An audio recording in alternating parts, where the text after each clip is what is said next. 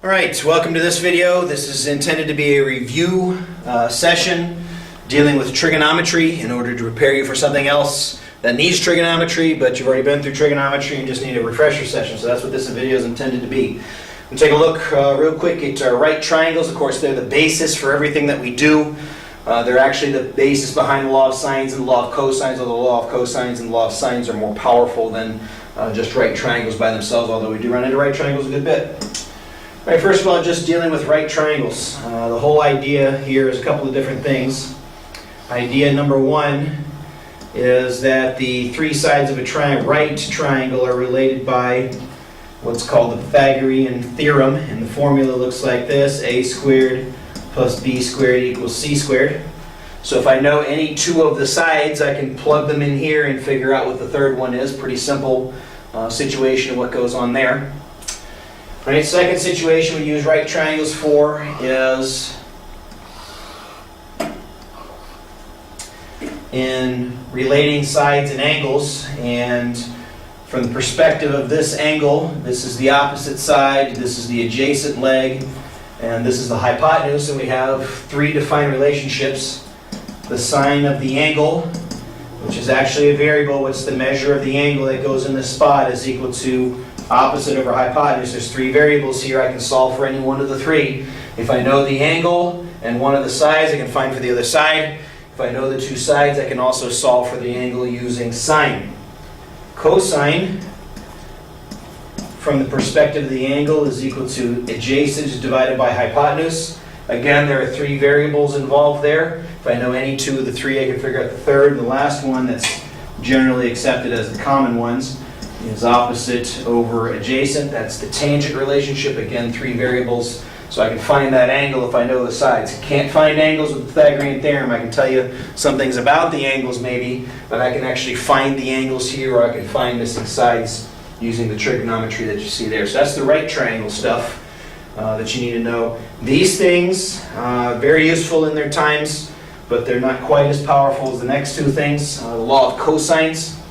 If I have a side, or side, angle, side situation, and what I mean by that is I'm given any triangle, doesn't have to be a right triangle, where I know the length of the side, the length of the side, and the length of the side. I can use the law of cosines to find an angle or all of the angles as is necessary. So the law of cosines is used on a side situation, and the law of cosines is used on a side, angle, side situation. All right. Now, I give my students two versions of the formula. The solving process is not a big deal. Well, it's a lot harder for kind of newer students to be able to solve the literal equation. That's the law of cosines. So I give them two versions of the formula. The first version of the formula is if I want to know this side, which is typically called c, at least in my scheming that I have going on here, c squared is equal to a squared plus b squared minus 2 times a times b times the cosine of angle c. Now, angle c is usually across from side c. This side and this angle must be opposites from each other. A and B, which one's A, it doesn't matter which one's A and B. A and B are just simply the other two sides, whichever order here. The other two sides, whichever order there. Please be aware that there is a square on the c squared here. Some students go ahead and put on the square root there. I understand that. But c squared is equal to this value. And so I'll set one up. Let's just say this is 8, this is 11, and this is 42 degrees. So c squared would be equal to 8 squared plus 11 squared minus 2 times 8 times 11 times the cosine of 42. You would plug all that in your calculator, get yourself a value, and then take the square root of it. Now be aware here, and I don't know exactly what the answer to this one is because I'm not really dealing with that. But if this comes back and tells you that the answer is 64.835, it's wrong. You can't have a triangle that has 8, 11, and 64. You can't make a triangle with those three lengths. So normally what happens is, oh, whoops, I forgot to take the square root, and then you get it back down to whatever it's supposed to be. All right? All right, next piece is the same formula is used on a side-side-side situation, and that looks like this. Angle, whichever angle I'm dealing with, I'm going to go with angle C for now, is equal to the cosine inverse of. And this is going to be c squared minus a squared minus b squared over negative 2 times a times b.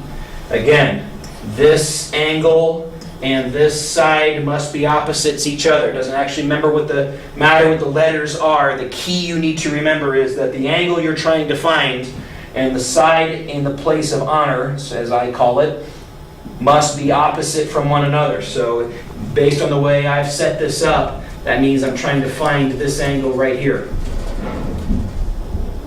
All right?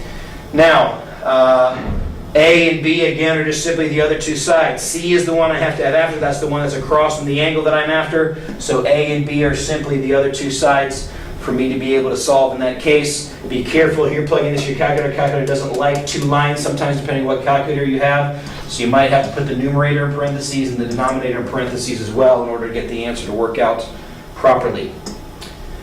Law of sines is used in angle, side, angle, angle, angle, side, and side, side, angle situations, though you do need to be very careful with side, side, angle situations.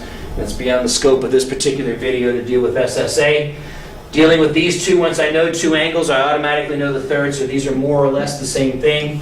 So basically what's going on here is I have a triangle, and I know two of the angles, which means I automatically know the third. And I know one of the sides, let's say it's this side here. The law of sines is very, very simple. It means I have a pair or a relationship of a side and an opposite angle. That's why the law of cosines doesn't have that. That's why the law of cosines is necessary for those first two situations. Law of sines is used, or can be used, anytime that I have an angle and its opposite side. This is very simple.